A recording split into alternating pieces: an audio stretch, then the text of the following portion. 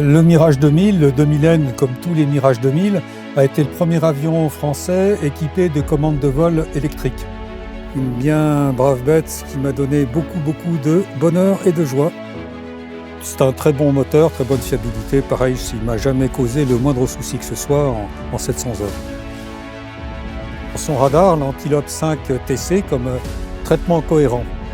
Donc spécificité du 2000 et plus tard du Rafale, les becs. Je suis le commandant Dubreuil, un ancien de l'armée de l'air et toujours membre et bienheureux du Conservatoire Aquitain Air et Espace. Le Mirage 2000N, aux côtés duquel je pose, le numéro 305, est un avion sur lequel j'ai volé à son arrivée en 1987 dans l'armée de l'air. J'étais à ce moment-là à l'escadron chasse du CEAM à Mont-de-Marsan. Et le dernier vol que j'ai fait sur un autre Mirage 2000N que celui-ci, c'était en 1993, parmi mes derniers vols. Tous ces vols ont été effectués au titre de pilote expérimentateur à l'escadron chasse du CEM et plus tard au titre de pilote de marque du Mirage 2000N et du Mirage 2000D. J'ai eu également beaucoup de plaisir et beaucoup d'intérêt à faire plusieurs dizaines, pas loin d'une centaine d'heures de vol en place arrière au titre d'officier navigateur, officier système d'armes, qui est, on en verra tout à l'heure, c'est effectivement un poste extrêmement intéressant, au moins autant que celui de pilote.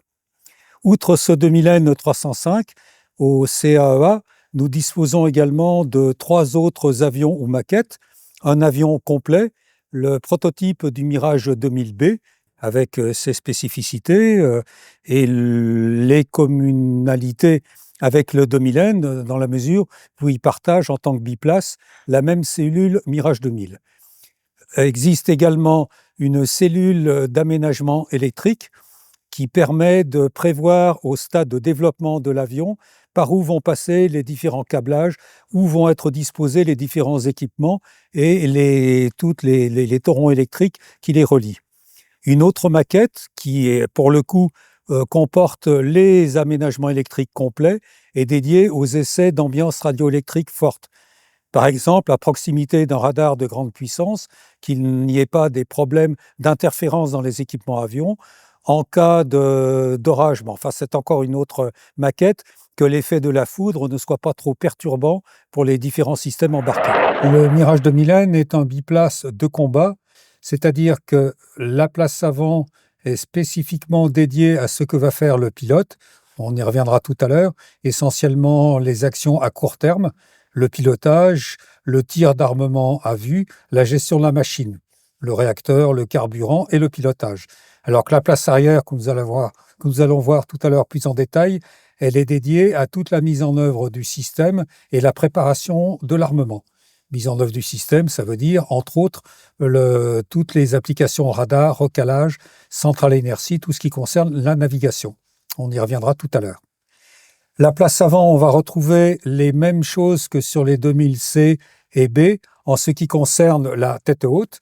Dans la tête haute vont figurer tous les paramètres de vol, la vitesse, l'altitude, les lignes d'horizon, les lignes de pente, le vecteur vitesse, c'est-à-dire la représentation de la trajectoire de l'avion projetée à l'infini, et ça permet au pilote comme son nom l'indique, de piloter en regardant dehors avec tous les symboles superposés sur le monde extérieur.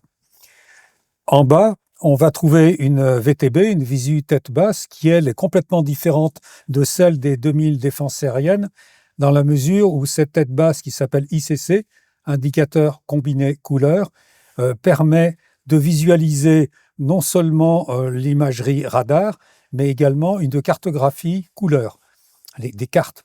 C'était le premier avion de combat français équipé d'un lecteur de cartes, ce qui est maintenant courant sur n'importe quel auto. Eh bien, au début des années 80, ça n'existait pas dans les avions. Donc, on va retrouver une cartographie emmagasinée sur un film. C'est une succession de microfiches qui sont toutes référencées dans un analyseur qui sait que telle fiche correspond à telle zone cartographiée à telle échelle. Les échelles, ça va de la 100 000 à la 2 millions pour la navigation en haute altitude.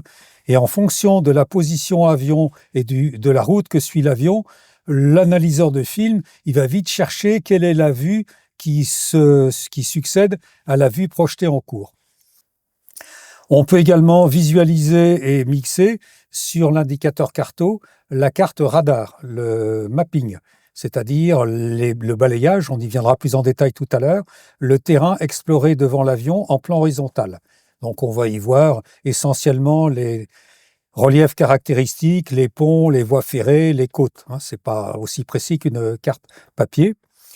On va également pouvoir superposer ce que l'on appelle les éléments plan de vol.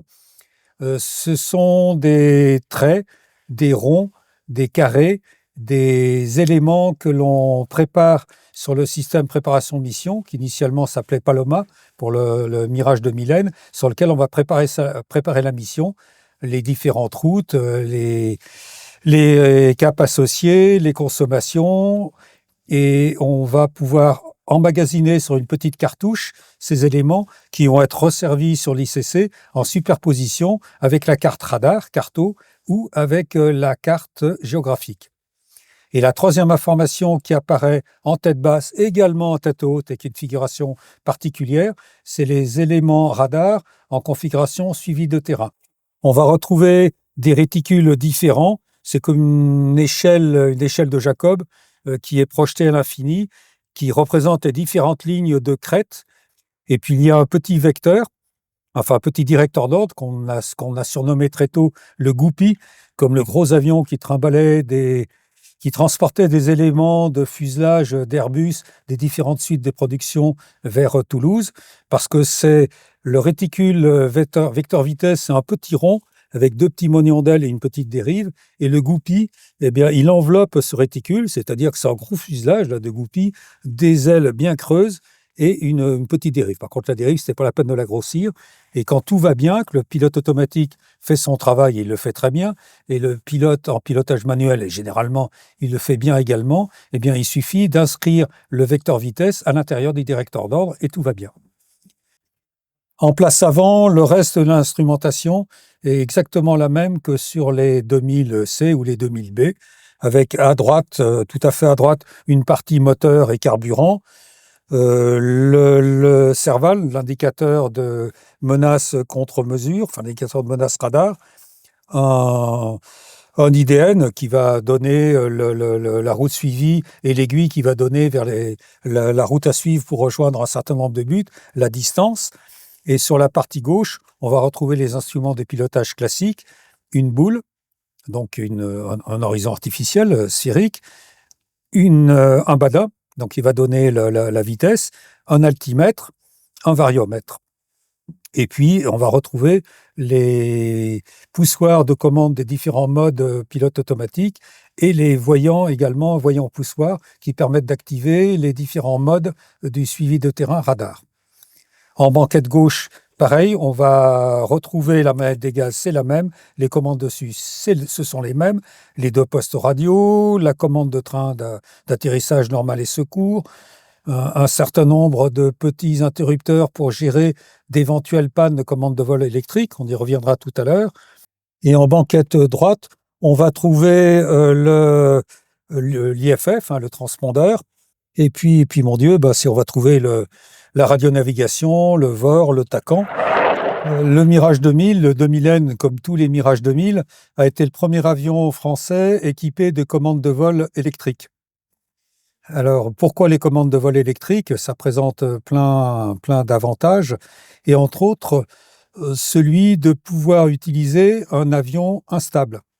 Un avion stable, ça veut dire que si commande lâchée bien trimée, c'est-à-dire bien équilibrée entre ses commandes de profondeur, bien entendu de roulis, il va rester sur sa trajectoire. Si une perturbation, une petite rafale ou un petit coup sur le manche en passant sans faire attention sort cet avion momentanément de cette position d'équilibre, il y retournera spontanément. Sur le schéma, on voit bien que le centre de gravité de l'avion est en avant du centre de poussée, et l'équilibrage est fait par les gouvernes. Donc le centre de gravité cherche à faire tomber le nez, les gouvernes équilibrent le centre de gravité de telle sorte que l'avion reste sur le même point d'équilibre. Si on décide au contraire de faire un avion instable, je reprends mon avion, je mets soit le centre de gravité confondu avec le le foyer aérodynamique, le centre de poussée, ou même mieux, si je suis très adroit, je le mets légèrement en arrière. Là, par contre, l'avion va être instable. C'est-à-dire que si j'ai une petite perturbation qui tend à lever le nez, comme le centre de gravité est en arrière du foyer aérodynamique, le mouvement il va s'amplifier de lui-même. Et il faut que le pilote le corrige très très vite pour remettre l'avion. Sauf qu'avec un avion centré arrière, les capacités à monter en incidence sont très rapides et la plupart du temps, dans le plus gros du domaine de vol, le pilote n'aura pas la réactivité nécessaire pour corriger. Donc, commande de vol électrique égale le pilote va donner ses ordres, non pas aux commandes, mais il va donner ses ordres, ses intentions, plus exactement, au calculateur, un calculateur. Enfin, il y en a plusieurs en réalité. Un calculateur qui, lui, va prendre les ordres du pilote comme une des conditions nécessaires, mais pas suffisantes pour faire le braquage des gouvernes. Les autres conditions, ça va être la configuration avion. Est-ce qu'il est lourd? Est-ce qu'il est léger? Est-ce qu'il a des charges extérieures? Est-ce qu'il n'en a pas? Est-ce qu'il vole vite? Est-ce qu'il vole lentement? Est-ce qu'il a tendance à accélérer? Est-ce que l'incidence a tendance à monter? Est-ce qu'elle a tendance à diminuer? Est-ce que le facteur de charge augmente, diminue? À quelle altitude je suis? Et c'est en fonction de tous ces paramètres que le calculateur va décider quelle gouverne il va braquer et avec quelle amplitude, avec quel degré, avec quel nombre de degrés.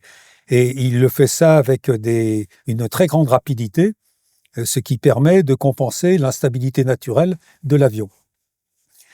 On me dirait c'est moins fiable que de la mécanique, oui et non.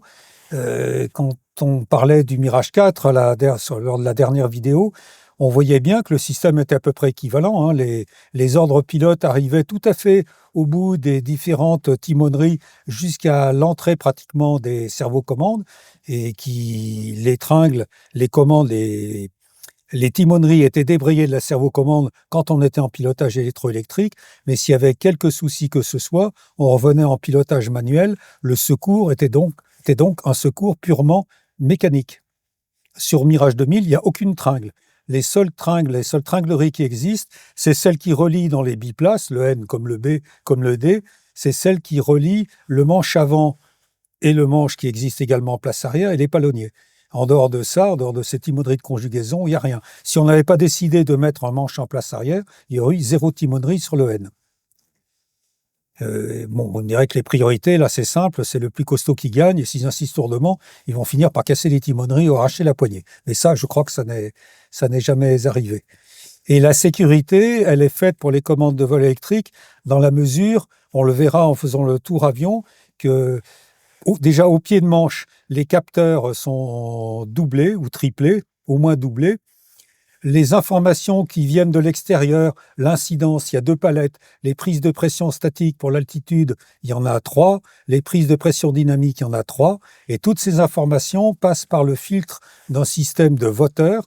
Et si jamais, entre 3 informations, il y en a une qui déraille, on est tout de suite prévenu qu'il faut voler on continue à rester avec des commandes de vol, puisque rien de grave, 2 sur 3, c'est démocratique. On sait qui a raison, qui a tort.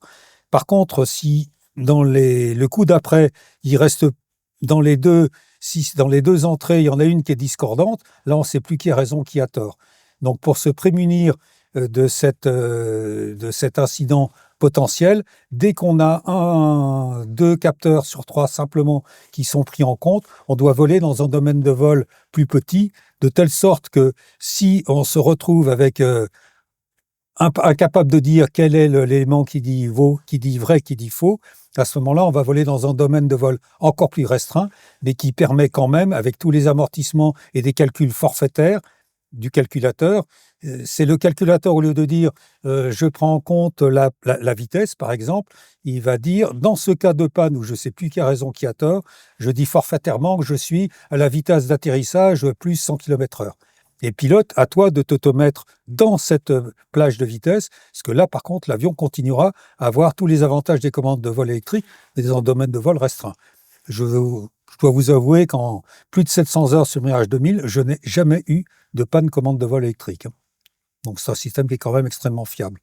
Et bien entendu, les différents câblages qui relie les boîtiers calculateurs vers les cerveaux commandes. C'est que des câbles électriques. Bien entendu, ils ne passent pas tous au même endroit. Ils sont doublés en cas de dommage de combat ou tout simplement d'un petit incendie ou d'un court-circuit d'un câble abîmé, qu'on ne perde pas tout le système.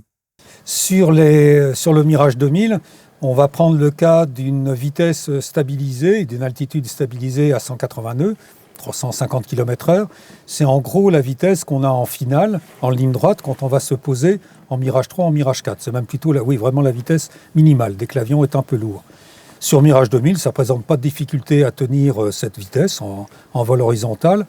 On peut d'ailleurs continuer en réduisant les gaz tout en gardant son altitude. Qu'est-ce qui va se passer ? Eh bien là, la vitesse va diminuer, bien entendu. Le nez va monter régulièrement pour prendre de l'incidence, parce qu'il faut bien fabriquer de la portance alors que la vitesse diminue. Et on va arriver ainsi petit à petit à se caler sur l'incidence maximum qu'acceptent les commandes de vol électrique. Cette vitesse, c'est 100 nœuds. 100 nœuds, ça correspond à basse altitude ou moyenne altitude. Pour un avion pas trop lourd, ça correspond à 29 degrés, qui est la limite d'incidence autorisée par le calculateur des commandes de vol électrique. Et ça, on peut garder ce point de vol indéfiniment. Si on veut monter, on garde le manche en butée, au ventre, le manche en butée. Si on veut monter, il suffit d'avancer la manette, ça va faire comme un ascenseur. Comme il y a plus d'énergie, l'incidence va avoir tendance à diminuer. Le calculateur a dit le pilote veut l'incidence maximum. Moi, je ne change pas l'incidence. Par contre, je monte l'altitude parce que j'ai trop d'énergie. Et inversement pour descendre. Pas jusqu'à par terre, bien entendu. Alors maintenant, la place arrière du 2000N, celle dédiée, dévolue à l'officier système d'armes, pas l'opérateur, pardon. Et bon, comme je vous le disais, place que j'ai occupée de très nombreuses reprises, avec beaucoup de satisfaction intellectuelle, entre autres. C'est un beau métier d'être officier système d'armes. Sur un biplace, on a couramment l'habitude de dire un pilote plus un navigateur, un officier système d'armes, 1 plus 1, ça ne fait pas 2, ça fait 3. Parce qu'en réalité, la capacité de l'un à se reposer sur l'autre pour prendre en charge ce qu'il n'est pas capable de faire parce qu'il y a débordement de tâches, ou parce qu'il s'est endormi, en caricaturant, la confiance qui se fait justement entre les deux fait qu'on est plus de 3, on est 3 fois plus efficace à 2 que quand on est tout seul. Ça revient à peu près à ça. Bien sûr, les pilotes de monoplace dont j'ai fait partie pendant plusieurs années vous diront non, un pilote de monoplace est suffisamment intelligent pour tout faire. Et l'expérience prouve que dans les missions compliquées, on met plusieurs avions. Dans les plusieurs avions, il y a un leader qui n'a pas tout à fait le même rôle que ses équipiers, ce qui veut déjà dire que dans plusieurs monoplaces, on se partage le boulot. Et dans les opérations complexes, bien souvent, parmi les monoplaces, on glisse un biplace dans lequel on met en place arrière quelqu'un qui peut avoir un peu de recul, puisque c'est le pilote qui s'occupe de la conduite machine, et en place arrière, bien souvent, on met le chef de mission, qui va grouper quasiment la stratégie, sinon la tactique. Donc revenons à nos moutons, on va retrouver ce qui fait également une des particularités du 2000N et puis du 2000D par rapport à un Mirage 4. Un Mirage 4, le pilote fait son travail de pilote, et il a ses instruments pilotes qu'il est seul à voir. Le navigateur fait son travail de navigateur et le pilote, ce n'est pas du tout ce qu'il fait. Sur le 2000N, c'est complètement différent dans la mesure où, en dehors de la VTH, qui n'existe pas parce qu'on ne pourrait rien projeter sur l'horizon en place arrière, tout ce que voit le pilote, le navigateur peut le voir, et tout ce que voit le navigateur, le pilote peut le voir. En dehors on verra tout à l'heure, en dehors des spécificités de l'armement nucléaire, où le décodage, c'est le travail du navigateur, et on peut pas le voir, sinon par un voyant en place avant. Sinon, tout ce que voit l'un, l'autre le voit. Par contre, il y a tellement de choses à mettre en œuvre et à gérer qu'il a fallu répartir. On a vu le suivi de terrain, l'armement air-sol conventionnel et l'autodéfense en RR, ça se fait à partir de la place avant. Par contre, tout ce qui concerne la préparation de l'armement et la préparation du système d'armes d'une façon plus générale, ça se fait en place arrière. Partie droite de la planche de bord, on va retrouver exactement la même chose qu'en place avant. Donc le carburant, le moteur, le HSI, donc la rose des capes, les aiguilles, les distances pour les différentes buts, la visualisation d'alerte contre mesure, La tête basse est strictement la même. En partie gauche, on va trouver exactement les mêmes instruments de pilotage. Donc le nav voit l'OSA voit exactement ce qui se passe en temps réel avec les mêmes instruments, les mêmes capacités d'analyse que son pilote. Sur la banquette droite, on va trouver des choses spécifiques à la place arrière. Les lecteurs de mémoire qui ont été chargés à l'état de préparation de mission au sol, une petite MIP modulation paramètres qui existe également sur tous les 2000 et spécifique au 2000M, mémoire magnétique d'une beaucoup plus grande capacité. Cet avion est équipé de 2 centrales inertie comme le Mirage 4P pour assurer une redondance qui était nécessaire pour assurer la mission nucléaire quoi qu'il en soit et accessoirement pour le suivi de terrain. Ça permet d'avoir, on parlait des voteurs pour les commandes de vol électriques.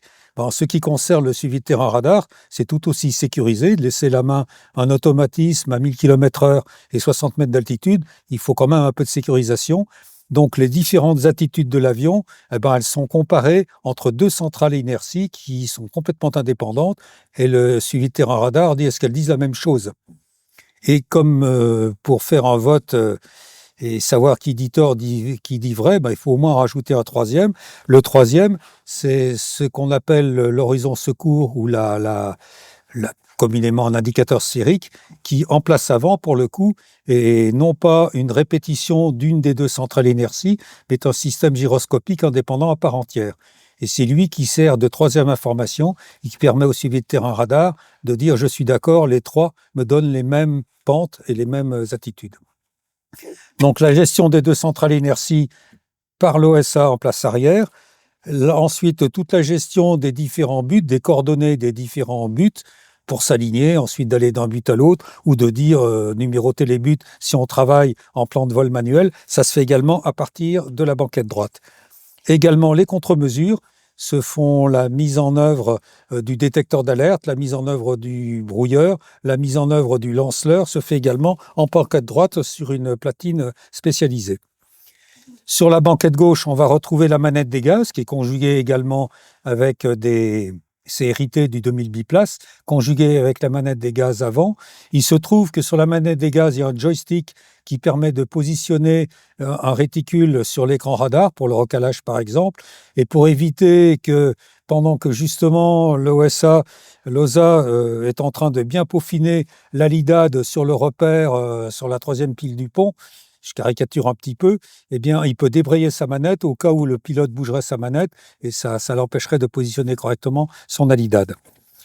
On a vu également en place avant la mise en œuvre de l'armement nucléaire, de la SMP, et on va retrouver également toute la commande radar. Donc la mise en route du radar, les tests, les différents modes, carto, à différentes échelles, on peut décentrer les différents types de balayage. Et le mode SDT, par contre, comme je l'expliquais, il est mis en œuvre à partir de la place avant. Par contre, l'OSA peut parfaitement voir en tête basse comment ça se présente au niveau visualisation du relief en mode suivi de terrain. Déposé du nez du 305, son radar, l'Antilope 5 TC, comme traitement cohérent.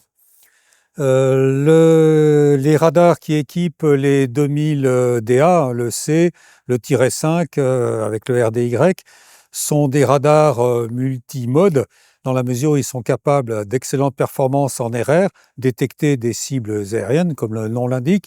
Et ils ont également des modes carto qui, au moins sur le RDY, sont de très bonne qualité.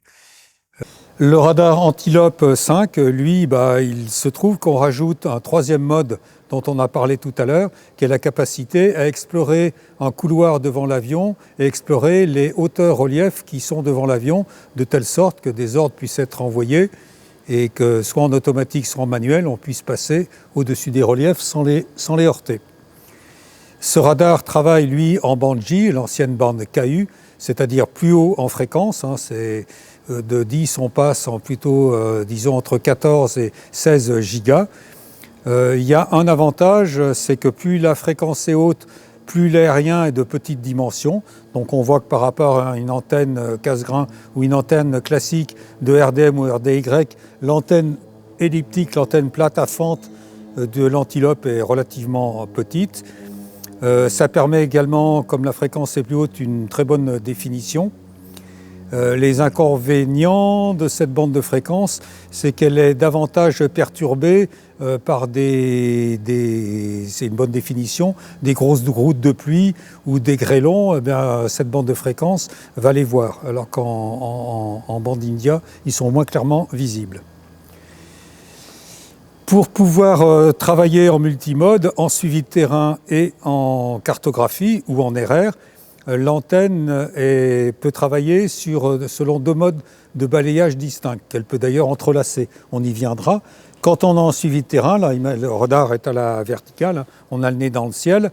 Là, actuellement, l'antenne, elle regarde, on va prendre un cas plus classique, le radar est à l'horizontale, on le bascule comme ceci. Là, l'antenne regarde vers le sol, c'est sa position de stockage. Quand je suis en suivi de terrain, là, on est dans l'axe avion, le radar va passer son temps à balayer de moins 10 sous l'horizon à plus 30 sous l'horizon. Et c'est à partir de là qu'il examine l'horizon, qu'il regarde les différentes lignes de crête, à quelle distance elles sont. Et comme on l'a expliqué tout à l'heure, on en déduit un ordre de pilotage pour passer avec le bon facteur de charge au-dessus des lignes de crête. Quand on veut virer, comme on regarde strictement devant l'avion, et si on a une falaise qui est juste sur la droite et que je veux virer à droite, à partir de ce moment-là, en automatique, si le plan de vol a prévu de virer à droite, avant de virer, ou si le pilote décide de virer à droite, il a une commande dite clignotant sur la manette des gaz, il va forcer le radar à se décaler de 10 degrés à droite, à faire un balayage sur ce qui se passe à droite, revenir devant, un balayage sur ce qui se passe devant et ainsi de suite.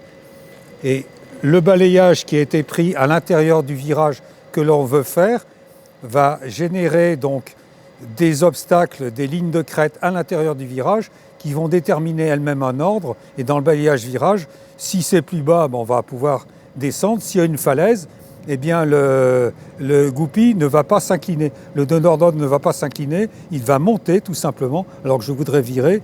Il va monter jusqu'au moment où dans le balayage virage, l'obstacle aura disparu, où il sera suffisamment loin de la courbe d'ordre nul. Et à ce moment-là, je pourrai m'incliner et virer. Quand cet avion, pour tirer de l'armement nucléaire ou pour tout simplement savoir où il est, l'armement nucléaire, le missile ASMP, c'est un missile de croisière, on peut dire, qui a sa propre centrale de navigation inertielle. Et avant de le tirer, il faut pouvoir lui dire exactement où il est. Donc ça suppose que le Mirage, le 2001, sache exactement où il est. Mission nucléaire égale pas forcément disponibilité du GPS, qui au début du 2000N d'ailleurs n'existait pas, ou n'était pas suffisamment répandu à la surface de la planète. Donc moyen de recalage autonome, et un des moyens de recalage tout temps, c'est le recalage radar. C'est-à-dire qu'on va préparer en mission un point de relief, un point visible au radar, par exemple un pont, dont on connaît parfaitement les caractéristiques. Et quand on va vouloir, quand on sera suffisamment proche, ça dépend de l'altitude, mais disons en très basse altitude, à quelques kilomètres du pont, dès lors qu'il ne sera plus masqué, on va demander au radar, le navigateur va demander au radar de passer en entrelacé. L'excellente définition pour examiner le couloir devant l'avion, c'est le grand axe de l'antenne elliptique verticale. Quand on veut passer en balayage cartographie, pour avoir une bonne résolution, eh bien on va voir le grand axe de l'ellipse horizontale. Et si je suis en suivi de terrain et qu'il faut bien ménager les 2 modes, la chèvre et le chou, je reste en suivi de terrain, je fais un balayage pour explorer le terrain, il est mémorisé. Rapidement, on fait pivoter l'antenne, je fais un balayage complet où si le navigateur veut perturber le moins possible, il sait à quel endroit est le repère, mettons à droite. Donc on va faire un balayage sectorié et un seul à droite. On revient antenne horizontale, un balayage pour le terrain, un balayage pour la carte au radar. En RR, même chose, avec des performances, on y reviendra, qui sont beaucoup plus limitées. On a la capacité de détecter une cible en RR. Le mode RR sur l'Antilope s'appelle plus modestement le mode rassemblement.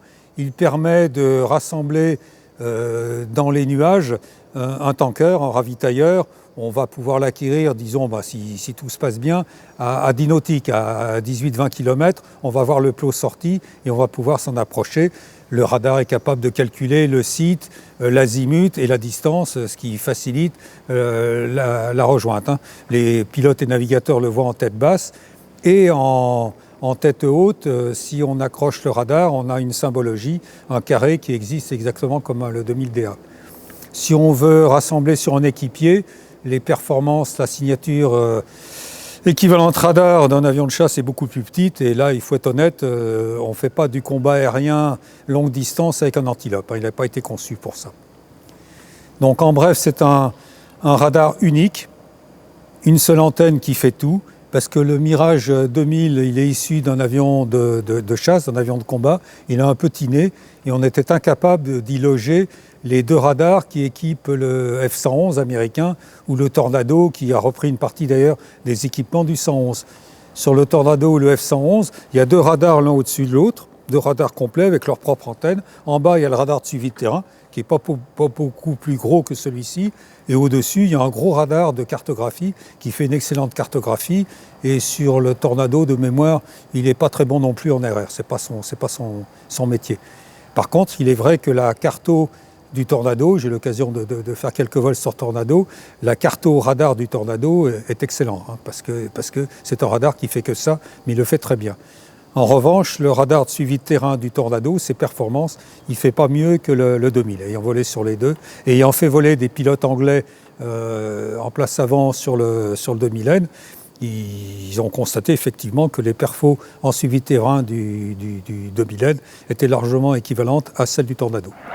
Le tour avion, on va commencer par l'extrémité la plus avant, la perche chafois, donc la appelée sonde Pitot, qui existe sur les premiers 2000 et encore sur le 2000N, et qui disparaît sur les D, les -5 et les suivants, remplacés par de l'anémo dite pariétale. L'avantage de cette perche, c'est qu'elle permet de mettre les 3 séries de trous qui mesurent la pression statique très en amont, donc pas perturbées par les zones de dépression ou de compression liées à l'écoulement de l'air autour de l'avion. Et puis également ici, une première sonde qui mesure la pression totale. Le radome, qui abrite le radar, enfin il n'abrite pas réellement le radar est plus en arrière, mais qui donne la forme la plus effilée possible au nez de l'avion. L'aérien radar, en réalité, il est à cette hauteur-là. Et on voit que c'est un petit nez, c'est pas un Tornado, donc c'est pour ça qu'il y a un petit radar. Ce qu'on appelle la virole radar, qui est le module spécifique à un radar donné. Dans le cadre de l'antilope, elle est très légèrement plus longue que dans le cadre du RDM, RDI ou RDY. Le 2001 est très légèrement plus long, indépendamment de la prise Pitot avant, très légèrement plus long qu'un 2000B. Sur le côté droit, la plage de ravitaillement, elle est fixe car il n'y aurait pas eu la place pour la rentrée si elle avait été escamotable. De toute façon, la traînée qu'elle rajoute à l'avion est vraiment minime. Le train avant, les deux phares, un phare pour le roulage et un phare pour l'atterrissage. Train dit Diabolo, c'est pas parce que si un pneu crève, on est mieux sur l'autre, c'est pour éviter les problèmes de chimie, donc des oscillations du train. Quand on a un bogie, c'est beaucoup plus un Diabolo, pardon, c'est beaucoup moins sujet au phénomène de chimie. C'est un train extrêmement simple. Le vérin de commande est ici. Quand on va vouloir rentrer le train, la tige du vérin ici va pousser, le train est articulé, il va rentrer vers l'arrière. Bien sûr, la grande porte se sera ouverte, le train rentre. Cette porte et ceci, ça se ferme, c'est lié au train. Quand le train est verrouillé haut, dans la centrale, dans le commutateur de circuit de train, il sait que le moment est venu de fermer la trappe et la grande trappe se ferme.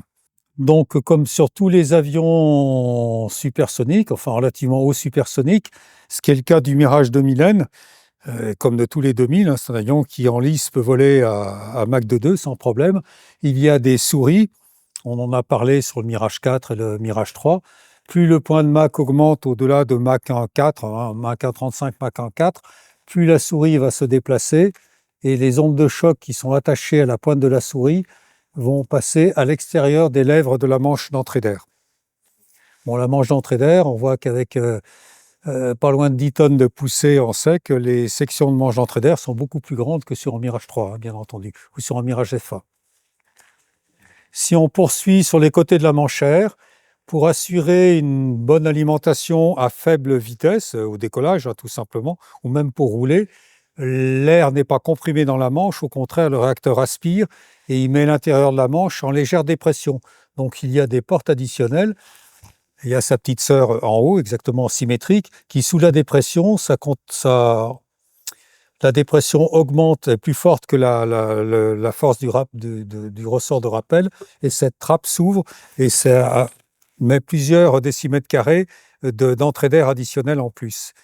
Petite astuce sur le Mirage 2000, quand on est à haute altitude, forte incidence, que la dépression dans la manche n'est quand même pas très très forte, et donc ces portes additionnelles n'ont pas tendance à s'ouvrir spontanément. Le calculateur CDVE, enfin c'est des racks particuliers, bec souris pelle, il va forcer une plaque ici, elle est elle sort comme un soc de charrue vers l'avant. Elle longe littéralement quand on a un emport. Donc l'air est emprisonné entre cette plaque et la porte d'entrée d'air additionnelle, et la compression de l'air à cet endroit-là force la porte à s'ouvrir. Donc ça veut dire que la manchère va être mieux alimentée alors même qu'elle n'a pas encore atteint la valeur de dépression suffisante pour ouvrir automatiquement cette entrée d'air additionnelle. Bien entendu, la pelle n'existe pas pour l'entrée d'air additionnelle supérieure, puisque on peut pas, l'incidence vers le bas, la force s'exerce du bas vers le haut et pas l'inverse. Hein. Donc les pelles. C'est très sonore hein, quand on fait du combat et que les pelles sortent, on entend des clac clac. C'est chaque fois elles sortent extrêmement rapidement pour forcer la porte, et ça permet au moteur de respirer normalement et de ne pas faire de caprice, même quand on lui demande de fonctionner à des vitesses faibles et des incidences très fortes. On continue sur une spécificité du 2000, hein, qu'on retrouve d'ailleurs sur l'aile du Rafale, mais qui n'existait pas sur le Mirage 3. C'est des becs qui sont commandés également par le calculateur commande de vol, qui en fonction de l'incidence, de l'altitude et de la vitesse, va permettre d'avoir une courbure du bord d'attaque de l'aile qui va se gérer automatiquement. C'est un peu en tout ou rien, hein, ça ne se met pas à des positions intermédiaires. Ce ne sont pas des becs à fente, ce sont des becs qui simplement vont modifier la courbure du bord d'attaque, donc ils vont descendre vers le bas, bien entendu, pléonasme. Ils sont divisés en deux parties, à peu près à mi-envergure. Les becs internes se braquent un petit peu moins vers le bas que les becs externes, pardon. Donc on a les becs internes qui se sont braqués comme ceci, et les becs externes un petit peu davantage, ce qui fait qu'on va avoir un bec débordant quand les becs sont bien sortis, et on va se retrouver avec la configuration d'une aile comme celle du Super Mystère, celle du Vautour ou celle de l'Étendard. Donc un bec plongeant davantage à l'extérieur qu'à l'intérieur. C'est un avantage, c'est que les décrochages sur les ailes en flèche commencent toujours à l'extrémité de la flèche, et si on ne fait rien de spécial, eh bien c'est la partie arrière de l'aile qui a tendance à décrocher la première, donc il continue à avoir de la portance en avant, et ben on se retrouve avec un avion qui a tendance à partir le nez en l'air, l'effet dit de pitch-up. Ça ne serait pas dramatique avec des commandes de vol électrique qui corrigeraient ça, mais si on peut s'en abstraire, autant le faire. Donc spécificité du 2000 et plus tard du Rafale, les becs. Pour la petite histoire, ça améliore énormément la finesse de l'avion, c'est-à-dire qu'à incidence égale, il traîne beaucoup moins que si c'était des becs dans l'axe de la corde de l'aile, donc besoin de moins de puissance. Eh bien, quand on a dans les procédures, si on a des pertes de poussée moteur en régulation secours, par exemple, on sort volontairement, on a un interrupteur pour le pilote qui permet de forcer les becs sur sortie, alors que quand le train d'atterrissage est sorti, les becs sont inhibés. Là, on force les becs sur sortie et ça permet d'avoir une motorisation suffisante pour se poser, même avec poussée dégradée. Donc, sous l'aile gauche, bien entendu, on va trouver l'aérofrein d'un trado. Il y a exactement le même sur l'extrado. Le train principal, vis-à-vis d'un F1 ou même d'un Mirage 3, c'est un train d'un 3E en tout cas, c'est un train extrêmement simple. Il se déplace sur un seul plan. C'est-à-dire quand on le rentre, il avance pas, il recule pas, il se contente de se plier. Cette grande porte s'est ouverte, il rentre et la porte se ferme exactement pour le train avant. Le vérin de manœuvre est ici, vérin à griffe. C'est d'une simplicité, un train extrêmement simple et extrêmement solide. À ma connaissance, on n'a pas eu beaucoup de ruptures ou d'anomalies de train sur Mirage 2000. Autre spécificité arrivée avec le Mirage 2000, ce sont les freins. C'est des freins dits carbone-carbone, c'est-à-dire que le disque de frein qui tourne avec la roue et le disque fixe qui est solidaire de la fourche sont tous les deux en carbone, pressés par tous les petits vérins hydrauliques ici. Et l'avantage, c'est que c'est un système qui est plus léger que des disques en alliage de cuivre. Et le cuivre, c'est largement supérieur à l'acier en masse volumique. Et ça résiste à des contraintes thermiques beaucoup plus fortes qu'un métal. Il y a un seul petit inconvénient que les pilotes maîtrisent rapidement, c'est que comme sur les voitures de course, des freins carbone-carbone, ils ont une bonne efficacité à condition qu'ils ne soient pas trop froids. Les gouvernes du Mirage 2000, au nombre de 5, une paire d'élevons par voilure, et non pas 6 comme sur les Mirage 3, qui ont des petits volets spécifiques dédiés uniquement à l'amortisseur de tangage, et puis le drapeau pour la direction. Les gouvernes sont commandées par une servocommande, laquelle servocommande n'est actionnée que par l'intermédiaire d'ordres électriques transmis par des câbles électriques par les racks des calculateurs commandes de vol électriques. Le débattement des gouvernes, je vais y aller doucement. On voit qu'elles sont relativement faciles à manipuler. Pour 2 raisons, je vais la lâcher, elle ne va pas retomber brutalement. Pourquoi? Parce qu'elle est toujours attelée à la servocommande qui est encore pleine d'hydraulique. Et cette servocommande, avec les petits passages restreints entre les 2 chambres, elle sert d'amortisseur. Donc sous le poids de l'élevon, il va descendre tout doucement. Ça, c'est pour la démonstration au sol. Autre explication de la facilité de déplacement des gouvernes, c'est qu'elles ne sont pas en alu, elles sont en fibre de carbone. Sur cet avion, il y a déjà pas mal de fibres de carbone, donc les 2 paires d'élevons, la dérive, pas que le gouvernail de direction, la dérive et la quasi-totalité des portes de visite. Je crois que c'est plusieurs centaines de kilos de gagnés vis-à-vis de la solution en alliage léger. Une autre spécificité des Mirage 2000, et pas uniquement du Mirage 2000N, c'est à poste fixe, à demeure, des tubes lance-paillettes. Non pas le brouillage, mais l'orage des ondes électromagnétiques. Comment ça marche? C'est symétrique sous l'autre aile. À la place de ce carénage ici, à l'intérieur de la partie arrière de l'emplanture de l'aile, il y a 2 tubes je crois que c'est du 40 mm, oui, je crois que c'est 40 mm de diamètre intérieur, avec une fente. À l'extrémité avant, il y a un petit moteur électrique avec une vis sans fin et un piston qui va pousser quoi? Il va pousser des petits paquets de dipôles, c'est de la fibre de verre aluminisée pour qu'elle ait une réflectivité radar. Donc le moteur, actionné par le programme de contre-mesure ou directement par le navigateur, va pousser un des 4 tubes, ou les 4 à la fois si vraiment ça presse, un des 4 tubes chargés avec des paquets de paillettes de longueurs différentes en fonction du type de radar et de sa longueur d'onde que l'on veut leurrer, à une vitesse différente selon qu'on veut leurrer beaucoup ou pas beaucoup. Donc les paquets vont reculer. Dès qu'on a commandé l'ouverture du tube en question, il y a à la place, il y a 2 jupes ici. Imaginez deux coquilles qui vont s'ouvrir comme ça, de telle sorte que les paquets puissent, et puis c'est légèrement incurvé ici, les paquets vont sortir du tube. Au passage, l'enveloppe extérieure va être déchirée par un couteau, tout bêtement. L'enveloppe va se déchirer, les paillettes vont être libérées, et dans les turbulences ici, elles vont se disperser en faisant un nuage. Et donc, en fonction de la programmation ou en manuel, on va décider de tirer tel ou tel tube, ou tous les tubes, et à telle ou telle vitesse. Donc ça, c'est pour le leurrage électromagnétique. La dérive, on en a parlé, un fibre de carbone. Le grand hippodrome qu'on voit le long du bord d'attaque qui abrite l'antenne VUHF, c'est de l'éclairage pour le vol de formation. Juste au-dessus, un radome qui dépasse sur le bord d'attaque, c'est le radome avant du brouilleur caméléon, on va en parler, il est un peu plus bas. Les aigrettes, il y a la même chose de l'autre côté, de part et d'autre, perpendiculaires à la dérive. Ce sont les antennes VOR et ILS pour l'atterrissage aux instruments.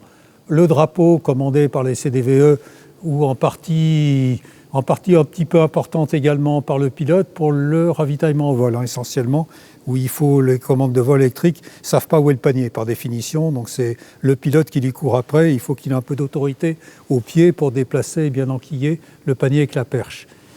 Au-dessus du drapeau de la gouverne de direction, on l'a vu, les aériens arrière détecteurs de radar, arrière gauche et arrière droit. À la base de la dérive, dans ce compartiment un peu oblong, ce n'est pas du tout le parachute comme c'est en Mirage 3, c'est le logement du brouilleur caméléon, qui est un brouilleur qui est très, très performant. À l'arrière du brouilleur, le radome que l'on voit, c'est les antennes arrière du brouilleur. Antenne avant en haute dérive, antenne arrière à l'arrière du réceptacle du brouilleur caméléon. Et enfin, l'arrière de l'avion est beaucoup plus long, parce que le réacteur est déposé. Il faut imaginer que quand le réacteur est en place, vous avez quasiment 50 cm de plus en longueur qui correspondent aux volets de tuyère, aux volets froids de tuyère qui prolongent de beaucoup l'arrière du fusage. Le réacteur M53 qui propulse donc tous les Mirage 2000, celui dont nous disposons au conservatoire est un M53-5. C'est un des premiers M53 produits. Celui qui équipe le Mirage, tous les Mirage 2000, ils ont tous été modifiés pour l'accepter. On l'a vu pour le 2000B. S'appelle le M53P2. Je donnerai ses caractéristiques, il pousse plus d'1 tonne, mais extérieurement, il est difficile, si on n'est pas un fin connaisseur, il est difficile extérieurement de faire la différence visuelle entre les deux moteurs. On va parler de la génération précédente, par exemple d'un des deux réacteurs qui propulse le Mirage 4, l'ATAR 9K, le K13. Le K13 pousse en pleine charge post-combustion 6 tonnes 7. Le M53P2, il pousse 6 tonnes 7 en plein gaz sec. Quand on passe la PC, qu'on fait pleine charge PC sur le M53P2, on arrive à 9 tonnes 7. Donc il y a 3 tonnes de post-combustion. Donc c'est un moteur qui est beaucoup plus puissant. Il pèse strictement la même chose, 1,5 tonnes par rapport à son lointain grand frère, le 9K. Il est même un petit peu plus court, parce que l'architecture est plus ramassée. Par contre, il a un diamètre un peu plus important dans la mesure où les débits d'air à l'entrée et les débits d'air éjectés sont beaucoup plus forts. Autre particularité, c'est un réacteur simple corps, c'est-à-dire que sur le même arbre, on va retrouver les différents aubages du compresseur et les deux étages de turbine. Ce ne sont pas deux actes concentriques, ce n'est pas encore le moteur du Rafale, le M88. Par contre, une petite subtilité, on a à l'avant les 3 premiers étages, dit les étages basse pression, vont bien sûr alimenter les 5 étages suivants, qui sont les étages haute pression, mais une partie de l'air des 3 premiers étages basse pression ne rentre pas dans le compresseur haute pression, ça passe en périphérie, ça passe entre l'extérieur de la chambre de combustion et l'extérieur du réacteur, et ça vient arriver ici dans le canal post-combustion. Donc c'est de l'air qui, pour le coup, est relativement frais. Il a juste été réchauffé extérieurement ici et qui est disponible pour la post-combustion. Un autre avantage, c'est que cet air il va permettre de refroidir considérablement les parties chaudes du moteur, et on voit par rapport à un ATAR 9K ou un ATAR 9 en général, ou même un vieux 101G, il n'y a pas de calorifugage. Parce que cette pellicule d'air relativement froid isole l'extérieur, les tôles du moteur, de la chaleur de combustion, que ce soit au niveau de la chambre ou du canal. Ça permet également de ne pas avoir des ouïes de refroidissement considérables pour refroidir tout le tunnel moteur sur l'avion. Autre spécificité, un petit peu comme pour les commandes de vol électrique, le M53 est le premier réacteur SNECMA dit FADEC. Full Authority Digital Electronic Control. Ça veut dire que qu'entre entre la manette des gaz et le régulateur, il est là, la partie électrique du régulateur puis la partie hydraulique, hein, commandée par la pression carburant, il n'y a pas de tringlerie, il n'y a pas de biellette, il n'y a rien du tout. Le pilote, par l'intermédiaire de la manette des gaz, dit au calculateur « je voudrais le ralenti, je voudrais plein gaz sec, je voudrais ceci ou cela ». Le calculateur dit « ok mon gars, je t'ai compris ». Et de la même façon, il va regarder quelle est la vitesse, quelle est l'incidence, quelle est la température. On voit sur le côté de la dérive une sonde de température qui sert qu'au moteur. Et en fonction de ça, il dit « ok, j'autorise une montée en régime plus ou moins rapide. J'autorise un débit de carburant qui est adapté au fait que le moteur ne va pas faire un gros paix et s'arrêter ou se mettre en surchauffe. » La seule liaison qui existe, qui est une liaison électrique d'ailleurs de mémoire, c'est le petit régulateur secours, au cas où le logiciel ici, ou je ne saurais pas dire si c'est de l'analogique ou du numérique. J'en suis pas certain pour le M53. Au cas où il y a un problème à ce niveau-là, on a l'équivalent d'un petit manipulateur, un peu comme le bon vieux secours huile sur les Mirage 3, qui permet de réguler à la main. Mais comme quand on est en domaine restreint, pour les commandes de vol électrique, de la même façon, on ne peut pas demander n'importe quoi. Il faut se mettre dans un domaine de vol, pas trop haut, pas trop lent, pas trop vite. Voilà, c'est un très bon moteur, très bonne fiabilité. Pareil, il ne m'a jamais causé le moindre souci que ce soit en 700 heures. Une bonne bête. Nous allons parler maintenant des points d'emport du 2000, hein, qui, vis-à-vis de la génération précédente, Mirage 2000 tout type, hein, sont beaucoup plus nombreux que sur un Mirage 3. Donc on va avoir 2 points sous chaque voilure, puis on en parlera un petit peu plus en détail, et 5 points sous le fuselage. Sous voilure, symétrique bien entendu, on va trouver un point 1 de voilure, le point interne, qui est capable des charges pratiquement les plus lourdes de l'avion. Là actuellement est installé un bidon de 2000 litres, ce qui veut dire que le poids de l'aluminium plus le poids du carburant, c'est pratiquement 2 tonnes qui sont suspendues sous l'aile. Ensuite, il y a un point 2 de voilure qui est spécifiquement dédié, quasiment exclusivement dédié aux missiles d'autodéfense, qui était le Magic 2 pour le 2000N, et qui, de mémoire, pour le 2000D, ils ont dû passer au Mika parce qu'on ne fabrique plus de missiles Magic 2. Donc Magic 2, Magic de combat rapproché ou d'autodéfense, hein, pour le cas du 2000N, à guidage infrarouge. Et la conduite de tir Magic est strictement la même sur le 2000N que sur le 2000DA. La mise en œuvre, les réticules, la possibilité de relier le radar sur le Magic ou le Magic sur le radar. On a parlé du radar RR.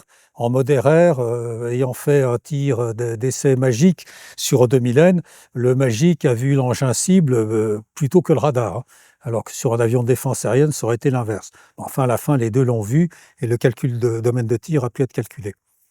Donc, point 2 de voilure. Donc, le missile, son IR-dôme, la partie infrarouge, la partie gouverne, la partie charge militaire, à proximité ou impact, et puis le propulseur qui est derrière. Les points d'emport sous fuselage du Mirage 2000 en général, repris par le Mirage 2000N. Le premier utilisé, le point central fuselage, le seul utilisé au standard initial K1 du Mirage 2000N, c'était pas un lance-bombe qui était installé ici, mais un lance-missile spécifique sous lequel était accroché le missile nucléaire ASMP. Donc la mission initiale du 2000N, qu'il a conservé par la suite avec d'autres missions SMP. Sous ce même point central fuselage, on peut remplacer le lance-missile ASMP par un pylône général qui est ici représenté. Et sous ce pylône, on peut accrocher un certain nombre d'armements classiques dont la conduite de tir a été introduite au standard K2 qui a suivi pour le 2000N. Les 2000N ont fait plein de missions de guerre en armement conventionnel. Plus tard, ce point d'emport qui est costaud, il va être utilisé sur le 2000D pour emporter les missiles de croisière, Apache, missiles à sous-munitions, ou le Scalp, dont on a pas mal entendu ces temps derniers, le Scalp ou son équivalent britannique, puisque c'est MBDA, maison franco-britannique, le Scalp G, qui est un missile de croisière à charge de démolition unique dans le cadre du Scalp. Alors c'est un gros morceau, c'est plus gros quasiment qu'un SMP, ça vole beaucoup moins vite, mais beaucoup plus loin. À côté du point central fuselage, on va trouver des points latéraux de fuselage, deux à l'avant, deux à l'arrière. On peut charger indifféremment les quatre ou en charger que deux. Bien entendu, il y a un ordre de tir qui est impératif. Quand on tire les bombes avant, il faut impérativement que les bombes sur les points latéraux de fuselage arrière aient été tirées. Sinon, contrairement à ce qu'on pense, l'écoulement aérodynamique sous le ventre d'un avion, c'est quelque chose de particulièrement chahuté. Et même si les éjecteurs montés dans le lance-bombe vont être réglés pour donner une assiette plutôt à piquer, plutôt à cabrer de la bombe, la probabilité que ça passe très près de ce qui dépasse à l'arrière est forte.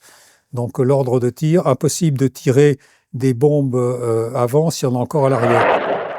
Voilà, le dernier avion, ou un des derniers sur lequel j'ai volé, une bien brave bête qui m'a donné beaucoup de bonheur et de joie.